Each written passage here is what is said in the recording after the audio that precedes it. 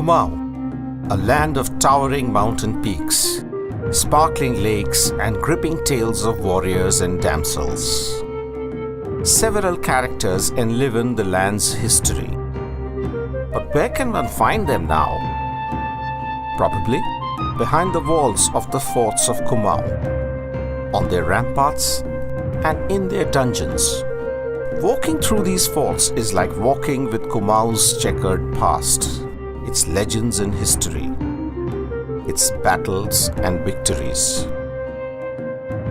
Welcoming you to Almora town are the remains of the Khagmara fort, once the capital of the Chand ruler Bhishma Chand, who was treacherously slain by a Khasya chief.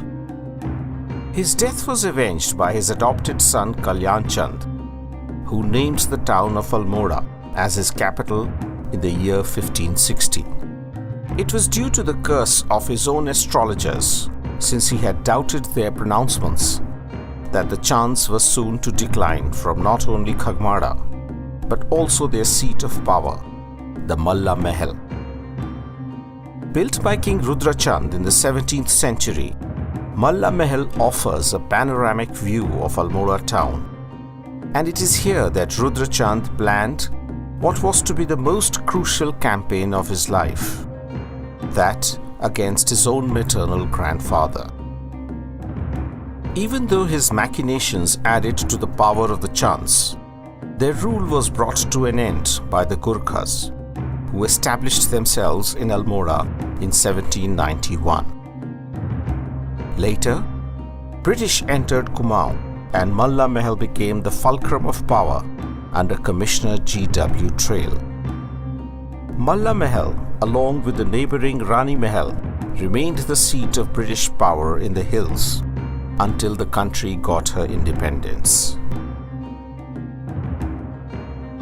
The Gurkhas, after their successful campaign in the hills, had also conquered the majestic hexagonal fort of Pithoragarh in the town bordering Nepal. Pithoragarh is said to have been named after the Garh of Pithora, or the fort of King Pithora Chand, who once ruled this region. Folklore also celebrates the fort as a creation of a crafty statesman, Prithvi or Piru Gosai, once the settlement officer of the Saur Valley, and a favorite of Emperor Dilip Chand. The fort remained a mute witness to the rise and fall of several rulers, from the Chands to the Gurkhas, and finally the British, who used it as an administrative building. The by-lanes of the complex lead us to this plaque that bears testimony to the valor of the men from Pithoragarh. The mountain tops of Kumaon also conceal within themselves stories of several gods and demons.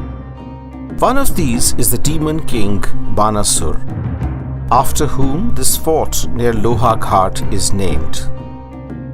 Folklore informs us that the beautiful daughter of Banasur, Usha, fell in love with Anirudh, the grandson of Lord Krishna.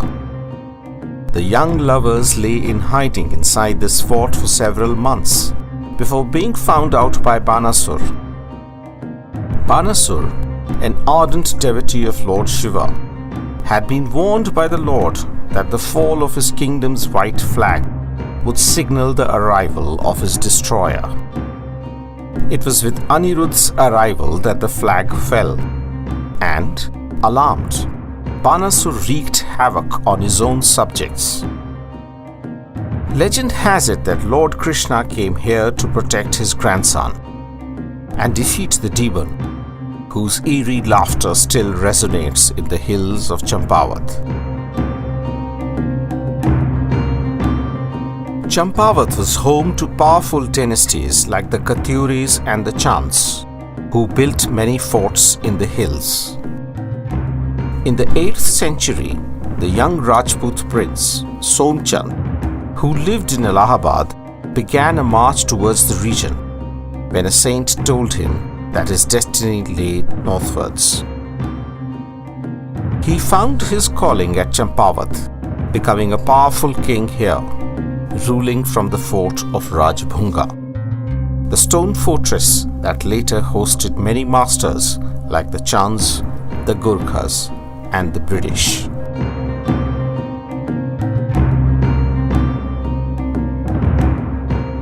Offering majestic views of the snow-clad peaks and valleys, home to riveting stories of valor and deceit. Standing the test of time, the forts of Kumaon welcome you to their fascinating world.